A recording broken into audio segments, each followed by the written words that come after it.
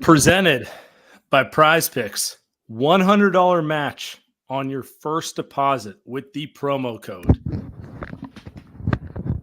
Welcome to Light Years. Andy, I'm getting some static there for me. We're all good now. It's weird. It is weird podcasting without the Warriors in the playoffs. You know, it hurts my soul, but I will say, as you and I have sat here, you sat here 100%. I sat here, maybe 91%, maybe 83% of the games that it has been less stressful for my mental well-being to watch the NBA playoffs.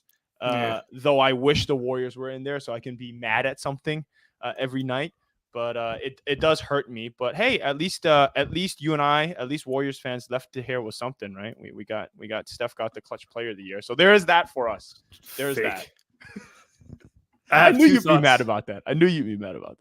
I have two thoughts on the clutch player of the year award. One, congratulations, Steph. You deserved something for what you just pulled off this season, carrying this dog shit show to 46 wins. But two, this is a fake award. I can't truly get behind it. When did they make it up? 2 years ago. This is one of Adam's gimmicks. Right. Adam's big on the gimmicks. Just new things. Sometimes they hit, sometimes they don't. Let's do a play-in. Let's do what's it called? First to in-season tournament they did. Yeah, let's do in-season tournament. Let's change the way we do the All-Star game. Let's all this stuff also. It's like, what if we just officiate the game more earnestly, which they are starting to do. That's been probably the most enjoyable part of the playoffs, where I'm like, wow, this looks like basketball. Defense is being played. A little physicality is being allowed. Yeah. But, you know, I agree with you. Unless it's Steph winning it, then I disagree. And I got to say, this is the best award ever created. And this at least gives him something to walk away from, like you said, after this season, which, you know, I got to say, like, do you think Steph finished this season? He seemed like he was chilling, but I gotta believe that he's probably the angriest person in that locker room that the season ended the way it did, because you know, he wore down. He got tired. I'm not going to say he gave up, Sam, but that Kings game to me was just like, I think Steph was just like, look, I know we're not as good, so what's the point? And, you know, it's nice to get him an award. Consolation prize, you know? Yeah. He did one of those. Yeah, that's a larger topic. Yeah. I mean, he played the most minutes he's played since 2016-17. So, actually, since 2016, I believe. But anyway, the point is, he should not be playing more minutes at 36 than he played at 29. You could see he was worn down. The roster was a joke. There are problems up and down it. We can relitigate if they should have done something at the trade deadline or last All-Star break. I think you agree with me. What is the point? Let's just focus on what they're going to do this time. Or, let's go. Of course, what they're not going to do. No. But, you know, it is what it is. There's also been a few interesting things. So I'm going to give you some observations. I've been thinking about – I've been watching these games. I've been really enjoying it. What's been your favorite series so far? I know we're recording this Thursday right before the games kick off, or before the games are finalized. So this is before Lakers Nuggets game 3. So we're not that far into it, but what's kind of got you the most juice so far? Oh, it's an easy one. Lakers Nuggets have been the best basketball. That last game too was classic. Yeah. I mean, just outside of the fact that the Lakers losing gives me a little extra something to feel every night. I'm sleeping like a baby. But just outside of that, I don't know. The Nuggets, you know, we had Ethan on. The Nuggets are the most fun team to watch in basketball right now. And then objectively watching LeBron do what he did down in crunch time was, I mean, it's kind of like watching Steph, where you're just like, man, the dude's old as hell. He's not hanging on, but there's only so many years left, and he's out here on the road, you know, and he's the best player on that team right now going down the stretch. AD's exhausted. He's cooked, right? So I don't know. That's been the best series. You got some different? No, I think that's been the best one. At least the first two games. The second game 2 was the best game of the playoffs to date. Yes. And it might be the best game of the playoffs. It's a classic. Comeback 20. get insane clutch play on both ends of the floor with a walk-off shot. Like, you just don't top that. There's a lot of reasons. But taking that one out, I've been enjoying. I find Thunder, Pelicans very interesting. Really? It may end up being a short series. I think game one was interesting. I'm not saying it's been the cleanest basketball or the best basketball, but I'm fascinated by that matchup. But I'm fascinated by it because I'm watching it as a Warriors fan, and I see the Pelicans starting 2 third-year players. I look across at the Oklahoma City Thunder. When they closed game one, this was their lineup. 4 guards. One was a rookie. One was a second-year player. And their center was a second-year player. And I'm watching all this, and all I can think of is how badly they fucked up the 2000 and 2022 draft, 2021 draft. I know we've debated it ad nauseum. The 2020 draft, Wiseman's gone, bust, F minus for the Warriors. It is what it is.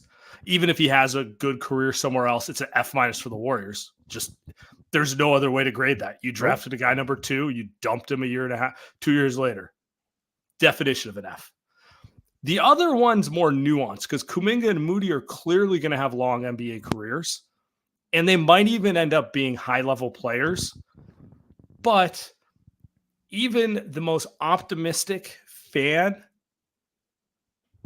would have to admit they are not ready to contribute in a playoff rotation the way Trey Murphy and Herb Jones do, the way Jalen Williams, Chet Holmgren do. And that's really kind of where the mess up is. You didn't draft players who could help Steph while he's in this window. You decided not to trade the picks for veterans. Okay, we can debate that. But the players you took are still not helping 3-4 years in. And you know what it reminded me of? Know who started 2 third-year players and a 4th-year player to win a championship? Who? The 2015 Warriors. The 2015 Warriors had year 3 Draymond Green, year 3 Harrison Barnes in the starting lineup, both of them, by the way. Year 4 Klay Thompson, and off the bench giving some minutes was year 3 Festus Ezeli. Those guys are the same amount of time in the league that 2020 and 2021 pick are. Now, do I expect any of them to be Draymond or Klay? Like, that's unrealistic. Yep. But it points to the overarching point, which is the league's young. Yes, you don't expect young players to take over, but they had 3 lottery picks. One's gone. And the other 2, it's to be seen what their role is in like big time basketball, not in eating minutes in January basketball, in like actual basketball. Okay, so this dovetails into my first thought. I know we're going 3 each today. I know I have one that works kind of perfectly with you, but let me ask you this question. How much does Trey Murphy and Herb Jones play on the Warriors this season? Oh, come on, man. Is there a Herb? Those maybe 35 minutes each. Yeah. Okay. So I thought you were saying it rhetorically. No. I thought you were pulling a Fitz here. Oh. No. You thought I was going the other way. More than No. Because if you think about it this way: Trey Murphy's just a better version of Moses Moody. He's got a quicker release. He's a better shooter. He's longer. He's better defensively, and significantly better athlete. And I'm loving while having a better shot and being bigger. Yeah, like all those things. And then Herb Jones what's Herb Jones, like a tall GP2, and he's healthy. I mean, he might be the next Iguodala. Wow. Yeah, but I mean, he's one of the best defenders you're going to see, and he's just a smart player all around. Yeah. I mean, this is ridiculous. Those 2 guys are ridiculous. It's why Brandon Ingram is getting traded, because as long as Zion's healthy, they obviously not doing anything if Zion is healthy. But yeah, yes, I think you could say, because the evaluation of those players is a bigger mess up, because it never felt like Halliburton was going to go 2. So even if you give them grace and say, okay, they picked that guy at 2, Kuminga at 7, and Moody at 14, Trey Murphy and those, like, they're all in the same. They were all in the same spot. That's the thing. They could have drafted all those guys in the same spot. And actually, I'll throw you one more. And this is a guy that I love. I'll throw you Jaden McDaniels. And now it's a different draft. It's 2020, but he's someone that was drafted 28th. And I'm watching the Minnesota Timberwolves. That's actually the series I was going to point to as I enjoy watching, because they are beating. You just like watching KD get bullied. They are beating the shit out of the Suns. That was really impressive. Yeah. They might be the best team in the West outside of the Nuggets right now, and that's why they're so impressive to me. But go back to your point, is Jaden McDaniels. He would play how many minutes for the Warriors, right? Like that's another guy that who's better defensively, Jaden McDaniels or Herb Jones. I don't know, but they're both top 5 defenders in the NBA. I don't know. You know who up 2 picks? You know who up 2 picks after Jaden McDaniels? Desmond Bane. Yeah. He'd play. Now we can play this game of, oh, well, no one was going to take Desmond Bane in the lottery. Sure. Okay, I get that. But the point is, you were given premium assets with the opportunity to rebuild your team. Knowing you had Steph Curry, Draymond Green in their primes, you didn't really know what you had with Clay because of the injury, but you were hopeful, right? The player evaluation was wrong because it just was, like I said, 2020 F. You didn't like the guy, you dumped him. You have nothing from that draft. You reacquired a guy you had on your roster, No. It doesn't matter if he ends up being good in 3 years. It's just it's an F for you. No. At best, you can give him like a C- for the other two at this stage, Yeah, I think so. It's frustrating for me because the playoffs is officially littered with guys from those 2 drafts that we've spent so much time talking about. Franz Wagner, who else comes? They never had a shot. Evan Mobley, but he came to my mind. I'm thinking about that series in my head. Jalen Suggs, who you mentioned, Jaden McDaniels, Tyrese Maxey was in that draft. Obviously Tyrese Halliburton. More and more we're gonna see that draft be the one that like those 2 drafts. Like, yeah, of course, it's their league now. So my observation was the changing of the guard, right? It was Steph, KD, LeBron. A lot of people are talking about it. Steph, KD, LeBron. Steph's done already. LeBron's about to get swept or losing 5, maybe 6 tops, and that's against Jokic, who's obviously going to be the best player of this next generation. And then the third one is KD against the Timberwolves, where they have no shot. The Suns have no shot. I think the Suns might have been a slight favorite going into that series. There's no chance they win that series. And I'm not saying it's because of Jaden McDaniels, but I do say like that's when you talk about where the NBA is going, like those guys just aren't good enough now. And so it's where the NBA is going. And then back to kind of tie it to your point, the Warriors had a perfect opportunity to get those guys that were going to push them in, because like the Suns and Lakers, like they don't have the assets, right? They didn't draft any of the guys. Yeah. They blew all their assets on acquiring multiple stars and then just having nothing left. And the Warriors were like, we're not going to do it that way. So, okay, great. You didn't do it that way, but you got to pick the exactly. Like, I think in their mind, they thought they could be like what the Wolves are, where this is a very imperfect analogy, but like Gobert and Cat are veteran stars, right? But then Ant and Jaden are young legs to go around it. Like that was the dream scenario. You get like Steph and Draymond, but then you get a couple young guys who fit around them, and it extends the whole thing, right? Well, didn't happen. So, you know what?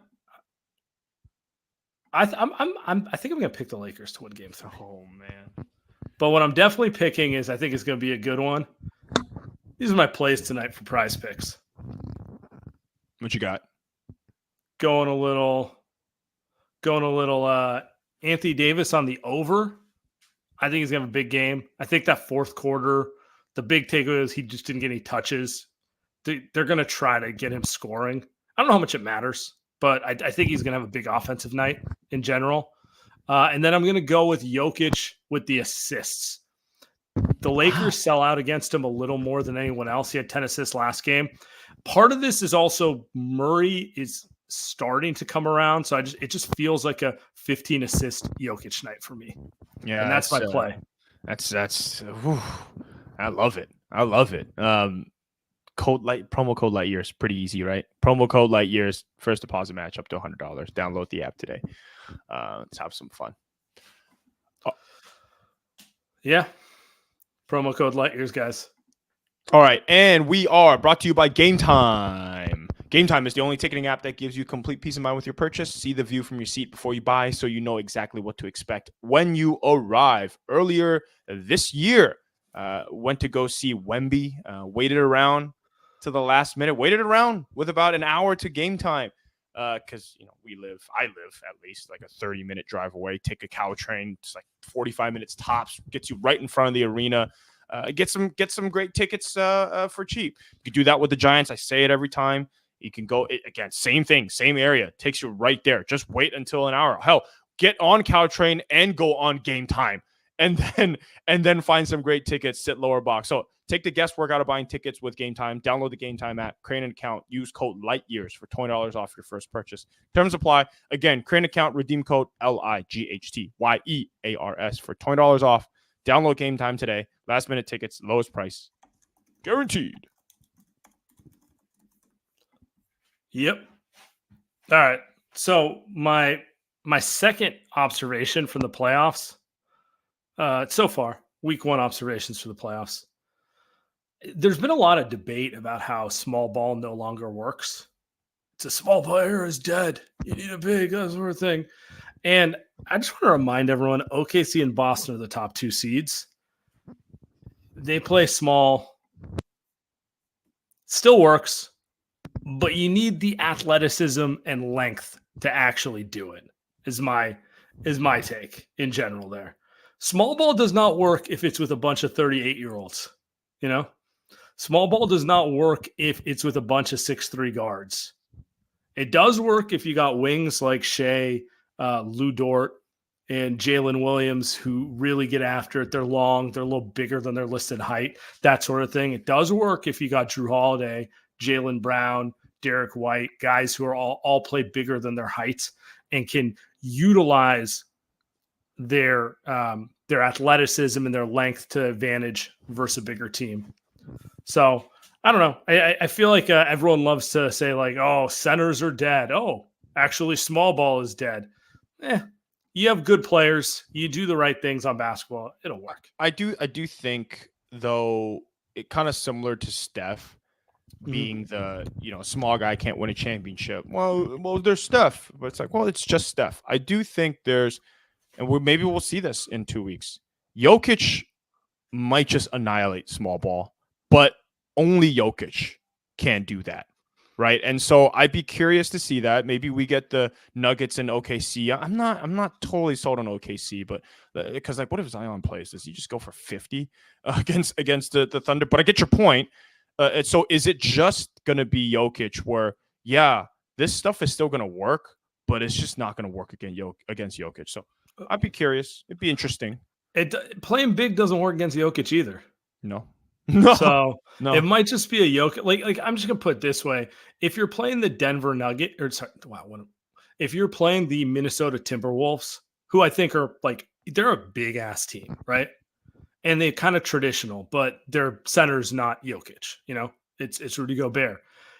Is the best way to play them being big, or is it spacing them out with athletes?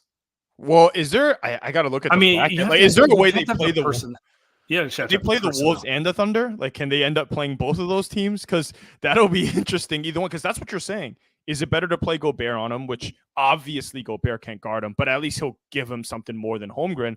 But Holmgren's gonna pull him out, and that OKC offense is amazing, right? And so it's interesting to see which one, and then let's say go one-on-one in an open lane against Jamal Murray, stuff like that. They're gonna get theirs doing that. So yeah. I mean, it's not. I don't think it's that simple. It never is. But I think your point's probably well taken, which is just Jokic is one of one. don't like make declarations about the league because he does certain things. Well, go back in time to 2015. It's like the Warriors. They had Steph, but who was around Steph? Prime Clay, prime Iguodala, prime Draymond, and Harry B. Who was, and then if not Harry B, it was KD. Who, crazy.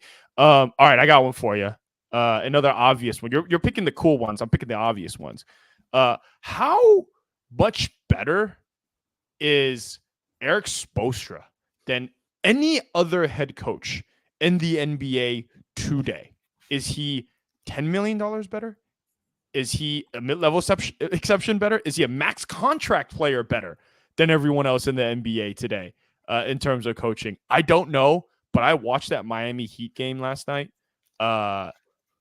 And you can say that, hey, it's players making shots, but Samuel, every player was wide open. Every single, I think Spo gets in the lab every postseason and he looks at Boston and he sees food. He's just like, I'm going to undress Mazzulla. And he knows what the Boston Celtics struggle with. And he's going to say, yeah, Porzingis, kind of a joke on defense. This is the playoffs. Drew Holiday, kind of overrated on ball defensively. Jason Tatum in the fourth quarter, everybody already knew, can't get a shot. And he's just like, we're just going to drag you guys in the mud. We're just going to shoot 50 wide open threes and make 25 of them, and they're going to walk away with a split, 1-1. Unbelievable.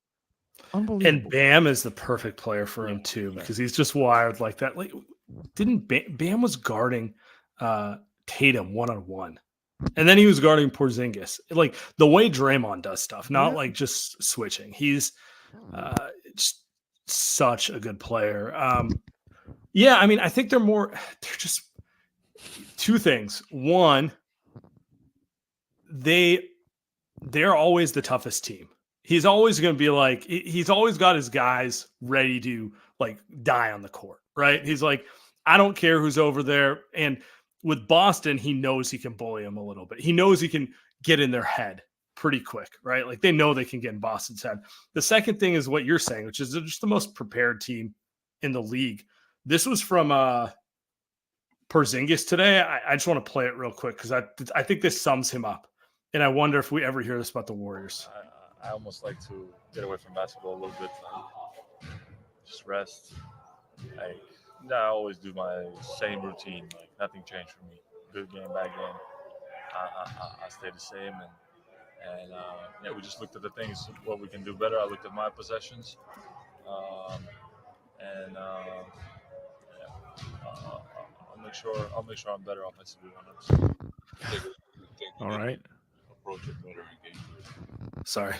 Again, I don't want to like give away too much. I feel like the game plan we're following pretty well. Just some small moments throughout the game that we can definitely do better. But yeah, just getting a little bit stagnant, falling into their game a bit too much maybe. And then make us think also.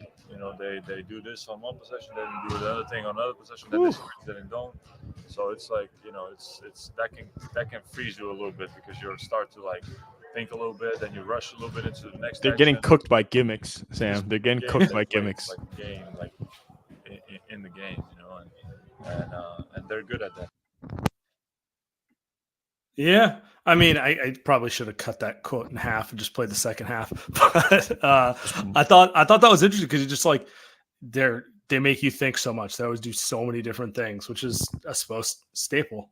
Spo special, right? He throwing stuff at the wall and he's doing it in the playoffs, which is, you know, I don't want to make it a Warriors venting stuff, but it's really not because no team has Spo. I mean, it's just no team has Spo. That's what it is. All right. So before we get to our last two observations of the postseason here, the Light Years podcast, we are brought to you by Unified. Unified Healing is a new and super innovative global network of wellness centers powered by Energy Enhancement System or EE System. The technology promotes wellness, deep relaxation, purification, and rejuvenation. So if you're in the Bay, we got hundreds of other locations across the globe. Access to a center is easy and affordable. If you're interested in experiencing the EE System technology for yourself, go to unifiedhealing/lightyears to learn more. Find a center near you. That's unifydhealing.com/lightyears.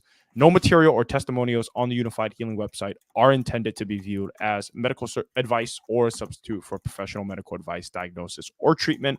Always seek the advice of your physician or other qualified healthcare provider with any questions you may have regarding a medical condition or treatment and before undertaking a new healthcare regimen, including the EE system. Nice. All right, give me my last one here. My last one is Denver is my favorite to win it all, unless something weird happens. Domantas Sabonis sweat on the floor, something like that. Dude, what the? Why would you bring that? By the way, Monty Eunice, I think it was actually. Do you remember Monty Eunice? That's who. Yeah. So, good player. Anyway, go. He was. What was I going to say? They're just beyond Jokic being the best player in the league. Their starting five is just perfect. It fits together well. They never have any question. They always have the exact lineup they want to go to. Jamal Murray's a perfect co-star. Michael Porter Jr.'s top 3 shooter in the league, working off ball. Aaron Gordon, one of the best front court defenders you're going to see, knows how to cut playoff ball next to him. And KCP is as good an on-ball defender as you're going to find, guarding point of attack, can hit shots. The whole thing works perfectly. And it's just like a reminder that depth is cool, but having that 5-man lineup you can go to is the most important thing in the playoffs. Everything else is window dressing at the end of the day. I'm going to push back a little bit on this one. I agree that they're a perfect fit together, but it is the first round. Let's see how long they last. Let's see. What if they go up against Minnesota? I'm in love with Minnesota today. What if they go up against Minnesota in round 3? And I know Jokic is in prime. Murray is in his prime. All these guys are in their prime. They're not old.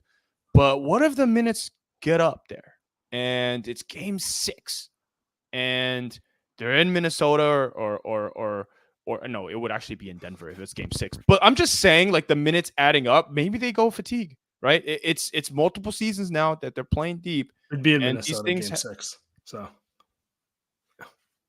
Minnesota's the 3 seed. I'm thinking of OKC. So if it was OKC, I'm thinking of OKC. But I don't know. The fatigue stuff might catch up. It just might catch up to them. It's the only thing. Maybe I'm kind of hoping. Maybe I'm projecting. Maybe I'm hoping that Jokic doesn't go back to back. But you're right. It's funny though because the Lakers also have no depth, so it's kind of hilarious. So it's sure. So and these series, once you get deeper in the series, they got all cut down. All right, I'm gonna drop you one last one, and I was thinking about this as I'm watching some of these younger teams.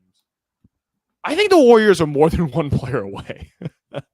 I think the Warriors are multiple players away, contending for a championship. So and part of this is me really not believing that those younger guys are going to make these crazy leaps. Honestly, I'm watching Herb Jones play defense, and I just don't see the Warriors having a guy like that on the roster today that can stay healthy. I'm watching Jalen Williams as the number 2 guy next to Shea, and his handle is extraordinary, especially for a second-year player. It's so impressive the way he can just get to the mid-range, get to the paint. And I just think the Warriors, okay, they get Brandon Ingram. So what? To me, it feels like they need another guy. Do they have another real 3-point shooter? Do they have another big man that they can play? Do they have another wing guy that plays defense? And so to me, it just feels like the Warriors aren't just a Brandon Ingram away, which I think is the hot name du jour. The name is, of the week. It is Brandon Ingram week. Yeah, I was going to say, it's Brandon Ingram week. I think even if they get Brandon on the internet, yeah. Obviously, it depends who they have to give up and stuff like that. But it just feels like when I'm watching these teams, I'm watching Minnesota, and I think the Warriors might have lost in 4, and they would have lost each game by 18 points. And so I'm just how do they go up against the Minnesota? And it ain't getting Brandon Ingram, just getting Brandon Ingram. I would like them to. You could make the counterpoint though that if they got an impact player who was the undisputed number 2, it makes life a lot easier for Wiggins, and maybe he goes, or Clay, and maybe they go back to being the player that they're capable of being instead of the largely disappointing player they were this year because they were asked to do too much. Wiggins' best year, 2022, people forget when they say who's the second best player on the title run. He was the 4th leading scorer. He took the 4th most shots. He did have his nights where he got 25 I'm not saying he was invaluable, but the offense was built around Steph, Poole, Clay. Two of them were always on the floor at all times, playing well. Yeah, And then he got to play off the havoc. well, you're right. Offense comes easier to him. Maybe that gets him playing good defense again. That's just one example. We saw how well Trace Jackson Davis played. No one needs Trace to be Gobert. What if Trace can just be that athletic guy who's smart next to Draymond? Does that solve it? I think I agree with you that they need more than one impact player. But let's start with one and see if there isn't kind of this slotting effect to the other guys. Like part of me feels like if we'll use Ingram's name because this is Brandon Ingram week on the internet. That people assume he's going to be gettable if the Pelicans flail out, and he's a year away from an extension. It's a little like the Siakam situation where it's very unclear if the Pelicans want to pay him and all that. You know what? Before you get that point, what would annoy me if they do make that move is that they could have just done that for Siakam, who was also 1 year away, and Siakam's double the player that Ingram is. It would annoy me. It would annoy me. Do you think he is? I think so. Yeah. Okay, maybe twice as good as a lot, Sam. But like Siakam's a playoff player. He is. I mean, Siakam's okay. So Siakam's 3.5 years older. Older, sure. And he's clearly a 4.5, whereas Ingram is a 3. Just a 3. I don't know if pluses and minuses to both. I'm not gonna. Siakam's a better player right now. Yeah, he is. Yeah, okay. They've both been one-time All-Stars. I can't believe you're pulling that out. I don't know. One has won a championship. I saw him cook Draymond in real time. Yeah, as like a third or fourth option. Yeah, Fred VanVleet was really a option one that series. If they're gonna do it for Ingram, I question it, but I would be very happy. If they do that move. But for your point about slotting and guys, it's not just Ingram. It could be Lowry Markkinen. It could be Carl. Like they just pick a name, right? Yeah. Just someone that's clearly better than the current version of Wiggins and Clay on offense, where they're the undisputed number 2 next to Steph. Yeah, I mean Lowry is the perfect fit. We'll do Lowry week at some point in May. But when Ainge leaks that he's interested in trading him, it's just that's the last guy I would want to trade with. But hey, I'm sure the Warriors love Lowry. There's I doubt the Warriors loved Siakam. I doubt the Warriors love Ingram. I'm gonna be honest with you, but I can assure you that they're looking at Lowry Markkinen and be like, yo, this is the guy. Honestly, I doubt that they love Kuminga. Honestly, I don't think they're truthful in that they love Kuminga. But Lowry, Lowry's shooting numbers are on par with prime Clay and Kevin Durant. It's not even like I'm not saying he's the player they were because he's not. Defensively, he's definitely not. But if you want to talk taking 8 threes a game, taking 20 jumpers a game, and still hitting them at freaking 50+%, yeah, he's on a very short list of guys who can really shoot and move off ball. You know what I'm saying? He knows how to all his off ball metrics basically are the same as Clay, which I don't know. You watch him play once, you see it. He comes off a pin down. Shoot, because Lowry's not an American player. That's why he's a foreign player. So of course he'd know how. Come on now. So let's this last option, instead of the Warriors being one player away, maybe my point is they are one really good player away. That player being Lowry Markkinen. But if you're telling me that one player that they're getting is like Ingram or DeMar DeRozan, then I'm gonna tell you they're more than one player, right? Even Zach LaVine, you could throw in that bucket where it's they get Zach LaVine, I would love it, but it's Lowry. If you're telling me they can get Lowry, okay, now that's all right. Now you're talking about almost a star player, or Karl Anthony Towns, who's more of a star player, right? But better. I think Lowry and Ingram are stars. Wow, you're putting Lowry and Ingram in the same bucket. I mean, 2 things Ingram does significantly better than Lowry. Dribble. Shot creation in general. You could do, you know how like the whole second half of the year they start every game with Steph setting a screen for Wiggins or Kuminga and they get a layup. Yes. Imagine them doing it for a guy with an actual handle. Right? Imagine Steph doing it for a guy with an actual handle. He's a good passer too. Like he can play make out of that. He also holds the ball too much. Yeah, I was gonna say thank you. But I kind of like the idea of like that's something Steve can coach out of a guy more so than he can't teach a guy who can't dribble to dribble. I watched Ingram dribble against Jalen Williams. It was rough, but that was him as the first option, right? Sure. Like to your point, that was. But then it's like most teams are gonna have. But we're getting ahead of ourselves because like if the Warriors were in the situation where they're playing the Thunder next year, it'd be great. It'd be a good thing for the Warriors because you know where the Warriors are at. They're you and I. They're with you and I. They're sitting on the couch. Yeah. All right. I say we leave it there. Appreciate everyone. Make sure to click subscribe. Appreciate it.